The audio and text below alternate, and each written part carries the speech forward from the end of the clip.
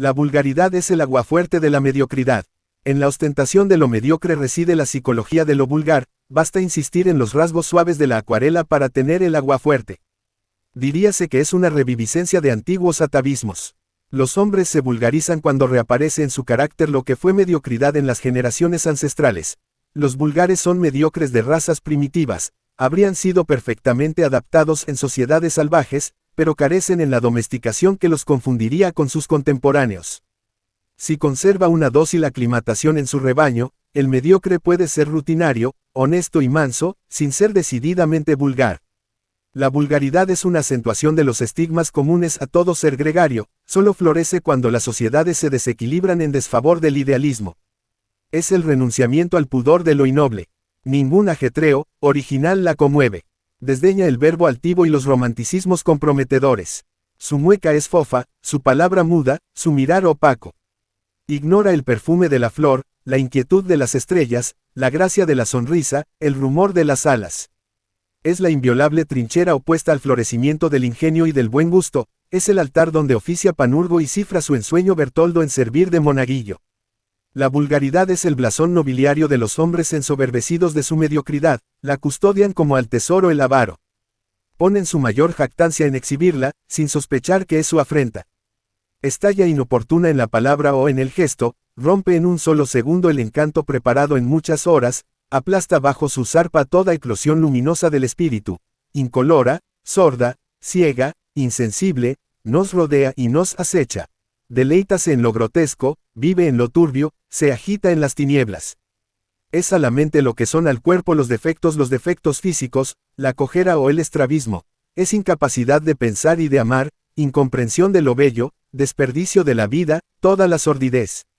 La conducta, en sí misma, no es distinguida ni vulgar, la intención ennoblece los actos, los eleva, los idealiza y, en otros casos, determina su vulgaridad. Ciertos gestos, que en circunstancias ordinarias serían sórdidos, pueden resultar poéticos, épicos. Cuando Cambronne, invitado por el enemigo a rendirse, responde su palabra memorable, se eleva a un escenario homérico y es sublime. Los hombres vulgares querrían pedir a Circe los brebajes con que transforme en cerdos a los compañeros de Ulises, para recetárselos a todos los que poseen un ideal. Los hay en todas partes y siempre que ocurre un recrudecimiento de la mediocridad, entre la púrpura lo mismo que entre la escoria, en la avenida y en el suburbio, en los parlamentos y en las cárceles, en las universidades y en los pesebres.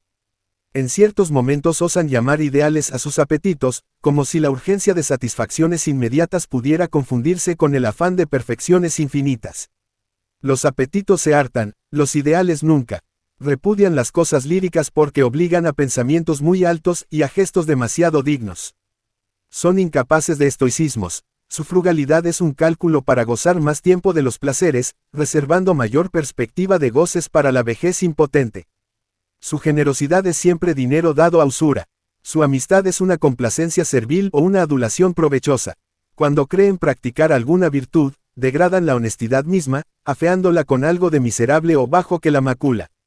Admiran el utilitarismo egoísta, inmediato, menudo, al contado. Puestos a elegir, nunca seguirán el camino que les indique su propia inclinación, sino el que les marcaría el cálculo de sus iguales.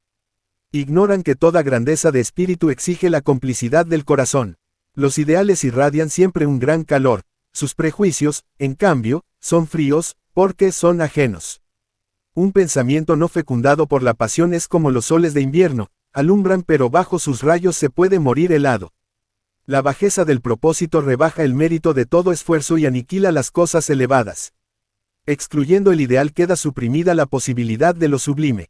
La vulgaridad es un cierzo que hiela todo germen de poesía capaz de embellecer la vida.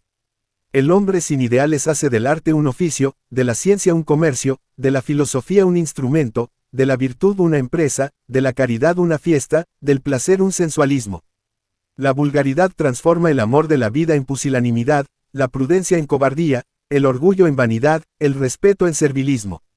Lleva a la ostentación, a la avaricia, a la falsedad, a la avidez, a la simulación. Detrás del hombre mediocre asoma el antepasado salvaje que conspira en su interior, acosado por el hambre de atávicos instintos y sin otra aspiración que el hartazgo. En esas crisis, mientras la mediocridad tórnase atrevida y militante, los idealistas viven desorbitados, esperando otro clima. Enseñan a purificar conducta en el filtro de un ideal, imponen su respeto a los que no pueden concebirlo. En el culto de los genios, de los santos y de los héroes, tienen su arma, despertándolo, señalando ejemplos a las inteligencias y a los corazones, puede amenguarse la omnipotencia de la vulgaridad, porque en toda larva sueña, acaso, una mariposa. Los hombres que vivieron en perpetuo florecimiento de virtud, revelan con su ejemplo que la vida puede ser intensa y conservarse digna, dirigirse a la cumbre, sin encharcarse en lodazales tortuosos, encresparse de pasión, tempestuosamente como el océano, sin que la vulgaridad enturbi las aguas cristalinas de la ola, sin que el rutilar de sus fuentes sea opacado por el limo. En una meditación de viaje, oyendo silbar el viento entre las jarcias, la humanidad nos pareció como un velero que cruza el tiempo infinito, ignorando su punto de partida y su destino remoto. Sin velas, sería estéril la pujanza del viento, sin viento, de nada servirían las lonas más amplias. La mediocridad es el complejo velamen de las sociedades, la resistencia que éstas oponen al viento para utilizar su pujanza, la energía que infla las velas, y arrastra el buque entero, y lo conduce, y lo orienta, son los idealistas, siempre resistidos por aquella. Así resistiéndolos, como las velas al viento, los rutinarios aprovechan el empuje de los creadores. El progreso humano es la resultante de ese contraste perpetuo entre masas inertes y energías propulsoras.